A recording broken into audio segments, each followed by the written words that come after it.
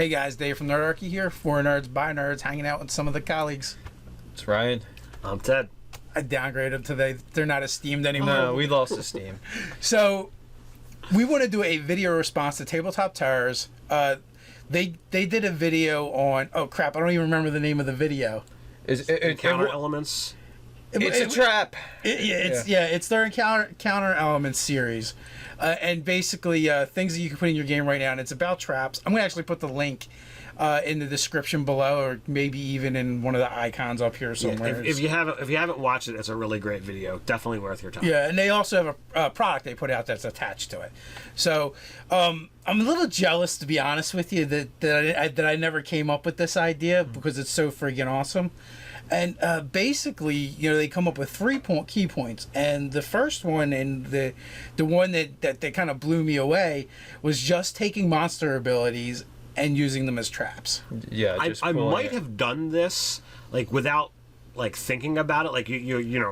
Over the editions, you see the really cool abilities, and I think I've done I'd like to have this option as a trap, but not reading it and say I want this as a trap. You read the ability and later you say, okay, well, I'd like to have a trap that does such and such. Make a thing that replicates without really pointing. So let's face it. I mean, any kind of cone attack, cloud attack, line attack, it's in your monster manual. It's listed under a monster. And it gives you a CR for it. It gives you a CR for it. The DC is there. If there's a hit, it's there. All the key information is there. All you do is cherry pick and go what am I looking for this trap to do? And it's in there. They use the example of a half a CR monster, the cockatrice, and its ability to petrify. Right. And I'm like, that's an amazing idea. Ted, you really like the other example. I like the vine blight, and you could use it as vines, but they suggested reskinning it as animated magic chains kind of situation, and I'm like, that's awesome. I love something like that. It does bludgeoning damage, and it goes for a grapple. Having that in a dungeon, especially if it's a jail cell or something like that, that's fantastic. So as written, it works pretty well for say something organic like rope, the hemp rope. But I do think that's one of those things where when you go to the chain, you're talking about a difference in the hardness of it. So what they're saying is it's a trap. It's not something where you're trying to defeat. You're not fighting the animated chains. It's a trap to get out of or disable. Right, but when you're talking about break DC's chain, so everything's a little more ad hoc in 5th edition, which is nice. So I would just think that we'd maybe make a little bit of a judgment call on the fly. If a player suggests something that it wouldn't have been the thing that you would have thought of, maybe they have acid that works particularly well on metal, and you have to abdicate. But I would say even if you wanted to use it straight out of the book, it could just be an inferior metal, composite. Well, it doesn't matter because straight out of the book, it's a monster attack, so it probably doesn't have X amount of hit points to cut through it or something like that. So you'd have to ad hoc that no matter the material, and you could just come up with an arbitrary number in your head anyway. 42. 42. Yeah. Now I like the cockatrice trap because me and Ted were talking about this. And because petrifying PCs is awesome. Well, think about a floor. A floor that's like that where they have to fight something that doesn't touch the floor. If every single time you touch the floor, you got to make this, even if it's a relatively low DC, eventually you're going to drop those low numbers. It's so you might lose a round. Yeah, you could that room too. Part of the trap, there could be all these things that look almost like chess pieces, like stone chess pieces that were the people that have been petrified inside of this room. Oh yeah, so you're trying to literally jump to the next step. And here's the thing: if you do that, the players would be like, oh, maybe I have. It's like a chess puzzle. Yeah, it's a puzzle. I have to move like chess pieces, but it doesn't actually matter at all what you do. That would be fantastic. But also too, the giveaway. Layers, man, layers. Well, the giveaway would you could have pieces be in places that the chess pieces shouldn't be able to be moved to. Right. For whatever. It's just the arrangement that. Oh no! Everyone moves into their 5-foot square. They never move in between. It's against the rules. I love that. So the next thing they touch on is using traps as hazards. Circumstantial stuff. Something that would normally, be there and have it have, some kind of effect. Like if somebody dug a hole it's not designed to be a trap, but if you fall in it, it's a pit trap. You know, It does the same It's thing. like a tree falling in the forest and making a sound. Yeah. You know, they talked about, you know, what if you had, you know, the dangerous terrain or hazardous terrain of trees that had poisonous thorns. You run into them, well, they're a trap, but it's not by design. It's by nature's design. It's by the Minotaur that bull rushes you into them. Yeah, well, basically, you know, instead of having to come up with the mechanics for something, like it's already there, they're just saying use it. They use the example of boulders rolling down a hill or a mountain. Well, there's a boulder trap. Just use that. You know, the reason why I love this video that they did so much, because it harkens back to what we talk about all the time, is getting more work done with doing less. You know, it's not no reinventing the wheel, no recreating stuff, using what's there, reskinning it, repurposing it. You're following off the serial numbers. You're stealing it, following off the serial numbers, repackaging, spray painting it, and then you're good to go. Like, essentially, we do a series called Fast and Dirty Monsters, and that's basically what they did with traps in this. And they took other effects that are already out there and said, oh, now they're traps. Yeah, it's fast, it's easy. You don't have to think about it. And you your can do it players on the fly. Your players will be none the wiser. Like, they're not gonna know that's where you pull this thing. Like, Until they watch this video. Yeah, they watch this video or their video. Like, they'll never know. Say you're a DM and you're running stuff, and you've gotten stuck because your players have gone off the rails. They're doing their own thing, and you want to use a trap, but you don't know what to use. You could just open up your monster manual. Right here's your perfect example of the beholder. And like, I just opened up to a random page, right? And you know, I'm sure I can find sleeping gaze, right? Yeah. From the Jackalware. From the Jackalware. So you can do some kind of sleep trap, and I can just go right here and say, okay, this is how it works, and I don't even have to think about it. Right here on the front of your cover, you know, one of your iconic D&D monsters, the beholder, a slew of magical abilities, turn them into a trap. Done and done.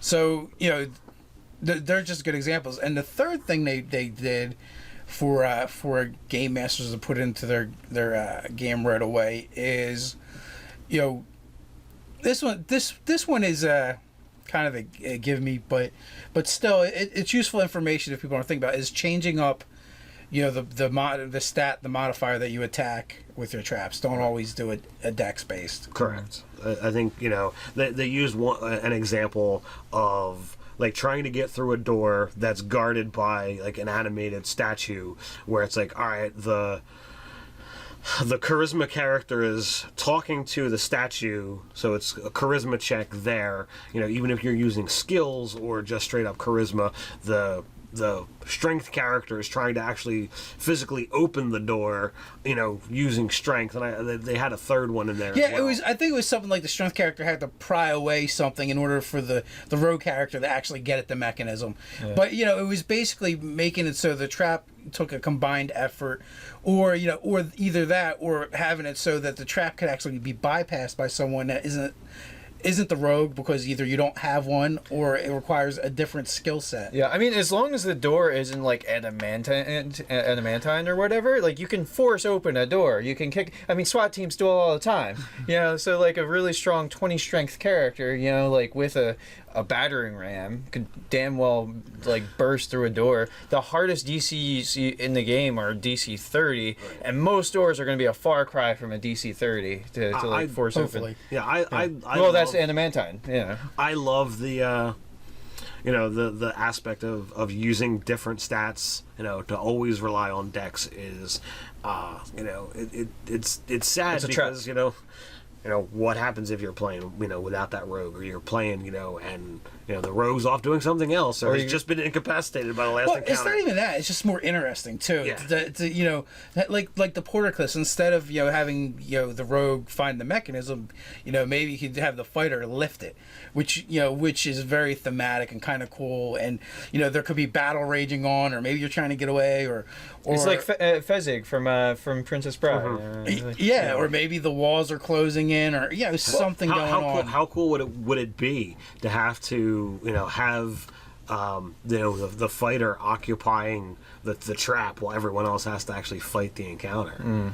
Yeah. Well, yeah. Well, I mean, like it's changes not the dynamic. It's not going to be the most exciting fight for that particular character, but it makes it more interesting for everybody else. And for one fight out of the multitude of sessions you could possibly have, it's no big deal. If he's got to like, all right, well, I've got to get this open before the bar comes down and locks it completely into place. It's like, all right, well, I've got to get it lifted up so that you guys can get through, and then I'll slip under.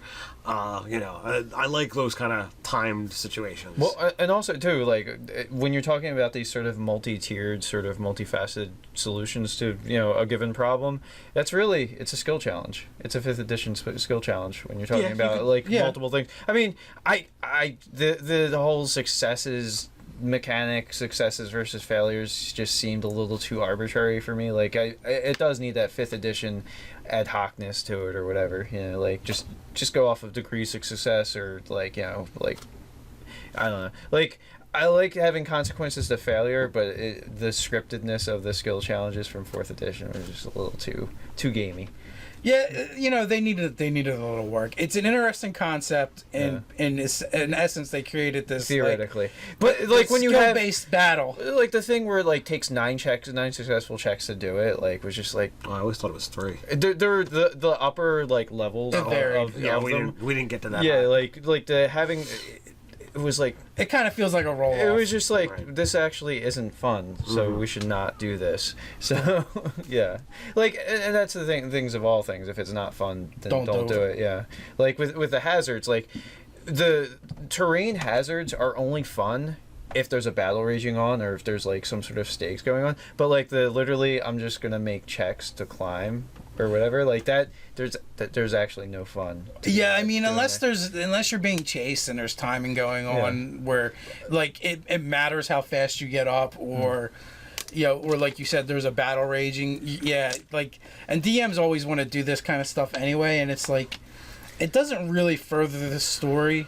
Like a lot of the Indiana Jones sort of like the dynamic of multiple traps going off, like a lot of it just like I guess unless you can really color it up with the descriptions or whatever, it's just like that. A lot of that stuff just generally doesn't feel that fun. Where it's like, oh, a trap and another trap and another trap. So like you need some other element there, I think, to make it a little more exciting. You need what you really need is ways for your PCs to interact with those traps and with what's going on.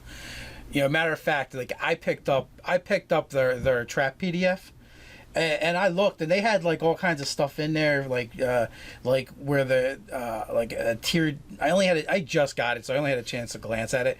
Where they had this tiered DC system, where like it was really low, like a really low DC to like spot runes or sigils on the floor, and then it escalated from there. So like that kind of a system, I think, would actually make it far more interesting if there's, it's multifaceted. There's different ways for the characters to interact with the trap. Before it actually just goes off. Yeah. Well, and also too, like if the bulk of the encounters happening are going to be like trap encounters, you almost want to know quite a bit about what these traps are to be able to describe the mechanisms. Because if you're just like, oh, it's a this or this trap, but you don't know have any sort of understanding to describe how the mechanisms work, then you don't really have any description of how they stop the trap from going off. Oddly enough, in 5th edition, the DMG actually covers a lot of information per trap. Yeah. They don't give a ton of traps, but what they do is kind of dense. They're fleshed out really good. They actually give ways of disarming or bypassing the trap. See, I actually love the fact that they have a like a damage by level, DC by level, how much you want to stretch it out. Is this easy for them to survive, or is this a deadly for your damage? I think that you could actually take the traps that are already there and fleshed out and just replace the mechanics, the crunch, with that by level, right? To taste however you want it, however hard you want those traps to be, and whether you might want a trap that some traps that are walkthroughs and they're easier, or you might want them even harder. Right, and then you explain it like, oh, the pit trap, they're barbed. That's why they deal so much more damage.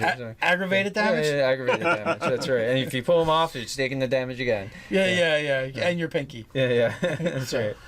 Yeah. So I would say if you haven't gone and watched their video, definitely check it out.